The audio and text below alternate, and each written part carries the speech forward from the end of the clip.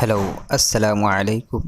خیر مقدم کرتے ہیں آپ لوگوں کا بہت بہت سواگت ہے میرے اس چینل پر۔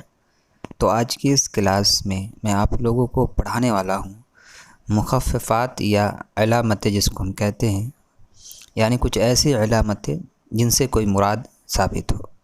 آپ نے ایسی علامتیں بہت جگہ دیکھی ہوں گی جس کا مطلب آپ نہیں سمجھ پاتے ہوں گے، تو آج میں اس ویڈیو میں کلیئر کروں گا، پڑھاؤں گا، جس سے آپ کو یہ پتہ چلے گا کہ یہ سب جو علامتیں ہیں ان سے کیا مراد ہے۔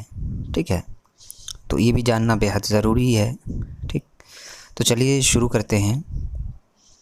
پہلا جو ہے، جس کو ہم 786 کہتے ہیں، 7، 8 اور 6 کو، جس کو ہم اردو میں اس کو لکھتے ہیں، تو اس کو ہم کیا کہتے ہیں؟ 786، جن سے مراد ثابت یہ ہوتی ہے بسم اللہ الرحمن الرحیم۔ ٹھیک ہے، 786 کا کیا مطلب ہے؟ بسم اللہ الرحمن الرحیم۔ ٹھیک ہے، ان سے مراد یہ ہے۔ دوسرے کیا ہے؟ سلام۔ سلام جو ہے، جس کے معنی ہوتے ہیں خدا ان پر اور ان کے اولاد پر رحمت اور سلامتی نازل کرے۔ یہ حضرت کے اسماء القاب کے ساتھ لکھا جاتا ہے، جس کو ہم صلی اللہ علیہ وسلم بھی لکھتے ہیں۔ ان سے مراد کیا ہے؟ صلی اللہ علیہ وسلم۔ ٹھیک ہے، اگلا دیکھیں، علیہ السلام جس کو ہم کہتے ہیں۔ ٹھیک ہے، علیہ السلام سے مراد یہ ہے کہ اس پر، جیسے اگر کہیں بھی آپ دیکھیں تو اس سے مراد یہ ثابت ہوتی ہے کہ اس پر سلام یعنی اللہ کی عنایت و رحمت ہو۔ یہ کلمہ انبیاء کرام کے لیے مستعمل ہے، یعنی یہ جو استعمال ہوتا ہے انبیاء کے ناموں پر استعمال ہوتا ہے، جیسے ابراہیم علیہ السلام۔ ٹھیک ہے، کلیئر ہے؟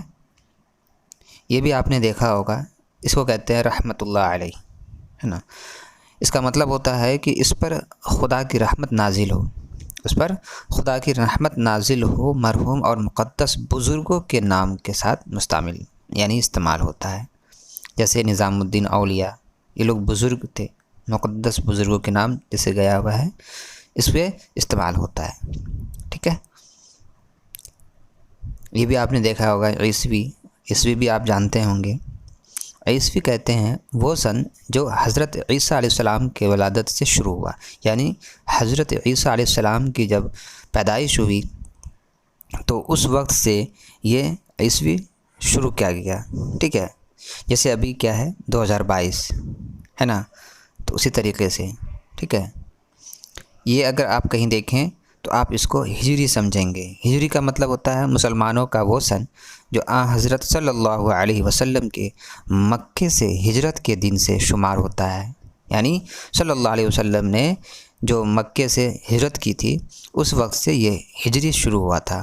ٹھیک ہے، تقویت جو حضرت نبی کریم صلی اللہ علیہ وسلم کے زمانے سے شروع ہو گئی تھی۔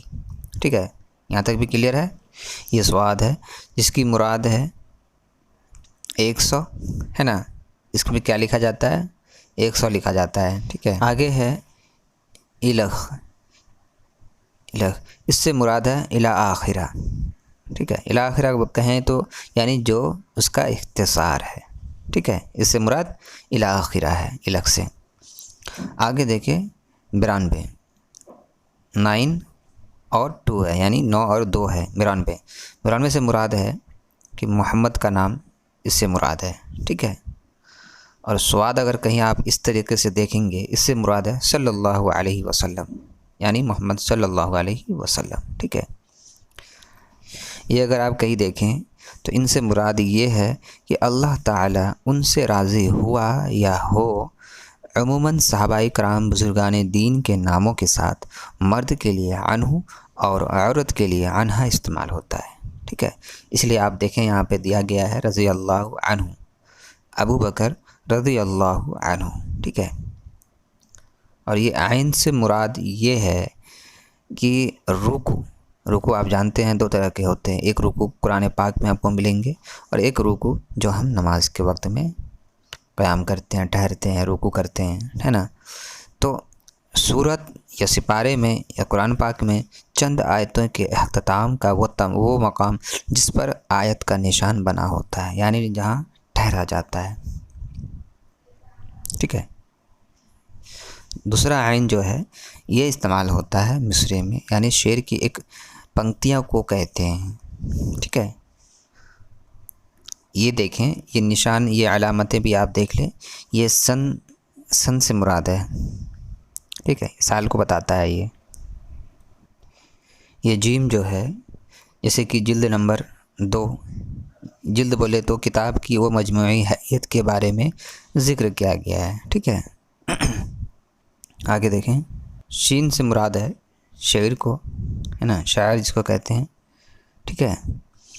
اور قاف میم جو ہے، قاف میم کہتے ہیں حضرت عیسیٰ علیہ السلام کی ولادت سے پہلے کا جو زمانہ تھا اس دور کو کہتے ہیں، ہے نا، قاف میم یعنی قبل مسیح۔